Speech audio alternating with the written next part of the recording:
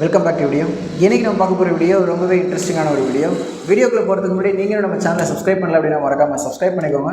பக்கத்தில் உள்ள பெல் ஐகானை ப்ரெஸ் பண்ணி ஆல் அப்படின்ற ஆப்ஷன்ஸை எனேபிள் பண்ணிக்கோங்க. இன்றைக்கி நம்ம பார்க்க போகிற teams Gujarat Titans versus Punjab Kings. இந்த ரெண்டு டீமுக்குமான ஒரு ஃபுல் ப்ரெடிக்ஷன் வந்து பார்த்துடலாம். குஜராத் டைட்டன்ஸ் பஞ்சாப் கிங்ஸ் இது வரைக்கும் வந்து பார்த்திங்கன்னா ஐபிஎல்ல 6 டைம்ஸ் வந்து ஃபேஸ் பண்ணியிருக்காங்க. அதில் 3 முறை பஞ்சாப் வின் பண்ணியிருக்காங்க அண்ட் 3 முறை ஜிடியும் வின் பண்ணியிருக்காங்க. இந்த கிரவுண்டு பார்த்திங்கன்னா முல்லன்பூர், இது வந்து பஞ்சாபோட ஒரு ஹோம் கிரவுண்ட் அப்படின்னு வச்சுக்கலாம். ஏன்னா இதுக்கு முன்னாடி அவங்களுக்கு வந்து வேறு கிரவுண்ட் இருந்துச்சு. இப்போதைக்கு அவங்க முல்லன்பூரில் தான் ப்ளே பண்ணிகிட்டு இருக்காங்க.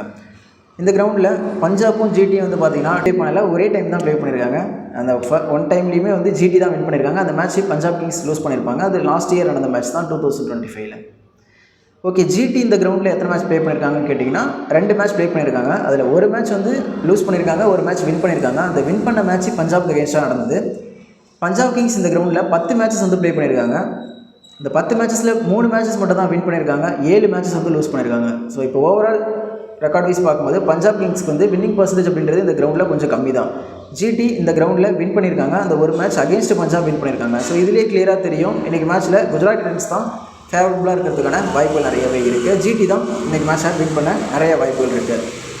ஓகே, இப்போது குஜராத் டைட்டன்ஸோட பிளேயிங் 11 பார்த்துடலாம். குஜராத் டைட்டன்ஸில் சாய் சுதர்ஷன், சுமன் கில் இவங்க 2 பேர் தான் ஓப்பன் பண்ணுறாங்க. அண்ட் ஜோஸ் பட்லரும் கூட 1 டவுனில் வர்றாரு. ஸோ இந்த டாப் 3 பேஸ் பண்ணி தான் இந்த டீமே இருக்குது. இப்போ ஓப்பனிங்கில் சுமன் கில் எடுத்திங்கன்னா ரீசெண்டாக அந்தளவுக்கு ஃபார்ம் கிடையாது.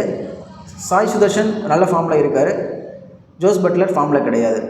இப்போது சுமன் கில் எடுத்துக்கிட்டிங்கன்னா அகெயின்ஸ்ட்டு பஞ்சாப் கிங்ஸ் அதிகமான ரன்களை வந்து ஸ்கோர் பண்ணியிருக்காரு. அவரோட அதிகமான ஆவரேஜ் வந்து பார்த்திங்கன்னா ஓவரால் கம்பேரிட்டிவ்லி எல்லா டீம்ஸ்லேயும் வந்து கம்பேர் பண்ணும்பொழுது பஞ்சாப் கிங்ஸ் அகேன்ஸ்டாக அதிகமான ஆவரேஜ் வந்து வச்சுருக்காரு. அவருக்கு வீக்னஸ் அப்படின்றது பெருசாக கிடையாது. லெஃப்ட் ஹேண்ட் ஃபாஸ்ட் பவுலருக்கு அகேன்ஸ்டாக கொஞ்சம் ஸ்ட்ரகிள் இருக்குது. அப்படி பார்க்கும்போது பஞ்சாப் கிங்ஸில் Marco Jansen and Harshdeep Singh 2 பேருமே லெஃப்ட் ஹேண்டர் அப்படிங்கும்பொழுது பவர் பிளேயில் பவுல் பண்ணும்போது மேபி சுமன் கில் அவுட் ஆகலாம். அப்படி அவுட் ஆகாமல் பவர் பிளே கடந்துட்டார் அப்படின்னா நல்லா ஸ்கோர் பண்ணுறதுக்கான வாய்ப்புகள் நிறையவே இருக்குது. அண்ட் சாய் சுதர்ஷன் அவருக்கு பெருசாக வீக்னஸ் அப்படின்றது கிடையாது, நல்லாவே வந்து இன்றைக்கி ப்ளே பண்ண வாய்ப்பு நிறையவே இருக்குது. ஜோஸ் பட்லர் அவருக்குமே பெருசாக வீக்னஸ் கிடையாது, லெஃப்ட் அண்ட் ஃபாஸ்ட் பவுலருக்கு அகேன்ஸ்டாக கொஞ்சம் ஸ்ட்ரகிள் பண்ணியிருக்காரு. அந்த வகையில் Harshdeep Singh and Marco Jansen அவங்களுக்கு அகேன்ஸ்டாக அவுட் ஆகலாம், இல்லைனா நல்லா ப்ளே பண்ணுவார். பஞ்சாபில் பெஞ்சில் வந்து யாஷ் தாக்கூர் இருக்கார். யாஷ் தாக்கூர் இந்த டீமுக்கு அகேன்ஸ்டாக நல்லா பெர்ஃபார்ம் பண்ணியிருக்காரு. யாஷ் தாக்கூர் பவர் பிளேயில் மேபி பவுல் பண்ணார் அப்படின்னா ஜோஸ் பட்லரோட விக்கெட் எடுக்கலாம். ஏன்னா லாஸ்ட் இயருக்கு முன்னாடி இயர் வந்து ராஜஸ்தான் ராயல்ஸில் இருக்கும்போது ஆல்ரெடி வந்து சஞ்சு சாம்சன் ஜோஸ் பட்லரோட விக்கெட்ஸை அவருக்கு எடுத்திருக்காரு. ஸோ அப்படி பார்க்கும்போது யாஷ் தாக்கூர் மேபி பவர் பிளேயில் பவுல் பண்ணார்னா இந்த டாப் 3 விக்கெட்ஸை அவர் ஈஸியாக இருக்கிறதுக்கான வாய்ப்புகள் நிறையவே இருக்கும். ஸோ ஓவரால் இந்த டீம் டாப் 3 பேஸ் பண்ணி மட்டும்தான் இருக்குது. அதுக்கப்புறம் வரக்கூடிய வாஷிங்டன் சுந்தரா இருக்கட்டும், அதுக்கப்புறம் வரக்கூடிய ராகுல் திவாட்டியா, ஸோ இந்த மாதிரி பிளேயர்ஸ்லாம் வந்து பார்த்திங்கன்னா ஷாருக் கான் கூட இருக்கார். அவங்களாம் அந்தளவுக்கு பெருசாக ஃபார்மில் கிடையாது, சொல்லிக்கிற மாதிரி நம்பர்ஸ் ரீசெண்டில் எதுவுமே கிடையாது. டாப் 3 கிளிக் ஆனால் அவங்க ஈஸியாக வின் பண்ணுவாங்க. பவுலிங் டிபார்ட்மெண்ட்டில் வரும்போது Rashid Khan, Sai Kishore, Prasidh Krishna and Mohammed Siraj, Kagiso Rabada அப்படின்னு சொல்லிட்டு நிறைய குவாலிட்டியான பவுலர்ஸ் வச்சுருக்காங்க. விக்கெட் டேக்கிங் கண்டிப்பாக எடுத்துருவாங்க. அவங்கள வந்து ஈஸியாக ஜிடியோட பவுலர்ஸை 180 அவ்வளோ அடிக்கிறதே ரொம்ப கஷ்டம் தான். 180 எபோலாம் வந்து இப்போ இருக்கக்கூடிய பஞ்சாப் கிங்ஸால் அடிக்க முடியாது அப்படின்ற மாதிரி நான் பார்க்குறேன். ஸோ ஓவரால் பார்க்கும்போது ஜிடியில் நல்லா விளையாடுற players Sai Sudharsan, Shubman Gill and Jos Buttler batting டிபார்ட்மெண்ட்டில். பவுலர்ஸ்னு வரும்பொழுது Rashid Khan first option, Prasidh Krishna second option and Jason Holder கூட இருக்கார். அவரு கூட நம்ம ட்ரை பண்ணி பார்க்கலாம் தேர்ட் ஆப்ஷனாக. மேபி ஜேசன் ஹோல்டர் இல்லை அப்படின்னா அந்த இடத்துல நம்ம ககிசோ ரபாடாவை கூட இன்க்ளூட் பண்ணிக்கலாம்.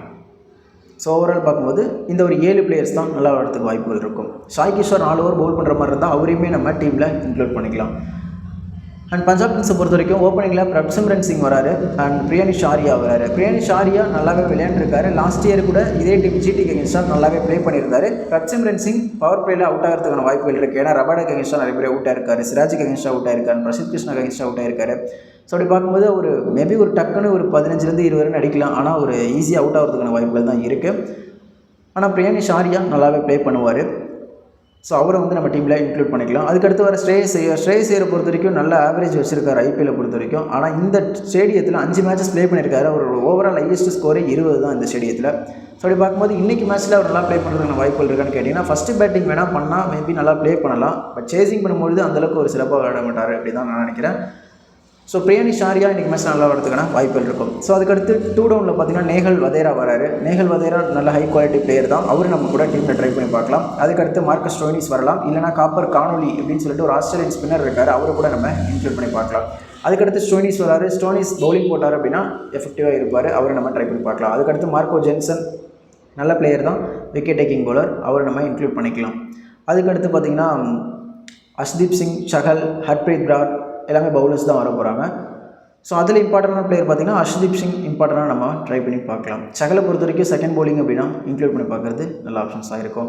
ஸோ பஞ்சாப் கிங்ஸில் யார் நல்லா விளையாடுறதுக்கான வாய்ப்புகள் இருக்குன்னு கேட்டிங்கன்னா, ஃபஸ்ட் ஆப்ஷன் பேட்டிங்கில் வந்து பிரியானிஷ் ஆரியா நல்லா விளையாடுறதுக்கான வாய்ப்புகள் இருக்குது. அடுத்து டேரெக்டாக ஆல்ரவுண்டர்ஸ் மார்க்கஸ் ஸ்டோனிஸ் நல்லா விளையாடலாம், அண்ட் மார்க்கோ ஜென்சன் நல்லா விளையாடலாம். Fourth option Arshdeep Singh. 4 player தான் பஞ்சாப் கிங்ஸ்லேருந்து சொல்லியிருக்கேன். இந்த 4 பிளேயர்ஸ் தான் நல்லா விளையாடுறதுக்கான வாய்ப்புகள் இருக்கும். அதர் பிளேயர்ஸை நான் சொல்லலை, ஸ்ரேயஸ் ஐயர் வேணும்னா இன்க்ளூட் பண்ணிக்கலாம், ஓகேங்களா, அவர் ஒரு ஆப்ஷனில் வச்சுக்கோங்க.